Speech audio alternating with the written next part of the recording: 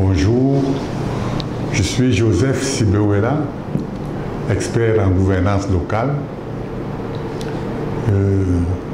justifiant, n'est-ce pas, d'une longue expérience en matière de gestion communale et de décentralisation. Et comme j'ai eu à le dire précédemment, cette expérience ressort d'une dizaine d'années d'exercice des fonctions de secrétaire général de mairie, d'une dizaine d'années d'exercice de la fonction de directeur des études au centre de formation des personnels des collectivités et d'une autre dizaine d'années d'exercice, n'est-ce pas, de la fonction de cadre de l'administration centrale chargée de la décentralisation, essentiellement orientée vers le contrôle des communes et les transferts des compétences de l'État aux communes. Au terme d'une trentaine d'années de carrière administrative, j'ai depuis une dizaine d'années embrassé une carrière de consultant en intervenant essentiellement comme coordonnateur du programme d'appui à la décentralisation de la GIZ au Togo et puis récemment encore, n'est-ce pas, comme expert état civil au ProCivis, le programme de la coopération Cameroun-Union européenne de 2018 à 2022.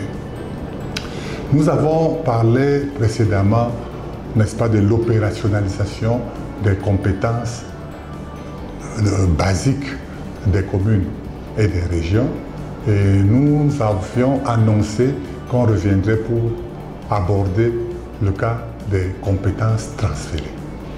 Nous savons tous que depuis 2010, l'État, plusieurs décrets du Premier ministre, chef du gouvernement et des arrêtés des ministres compétents ont procédé à des transferts de diverses compétences aux communes.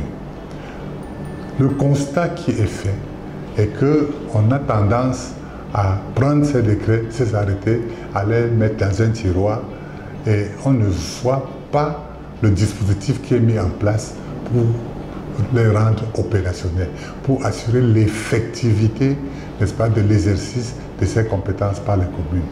L'idée donc est d'accompagner les communes, n'est-ce pas, dans l'opérationnalisation de ces compétences, accompagnement qui ne peut se faire qu'avec l'appui de l'État, n'est-ce pas, pour des besoins évidents, et qui peut permettre aux communes d'être véritablement rentrer véritablement dans l'exercice de ces compétences qui leur ont été transférées.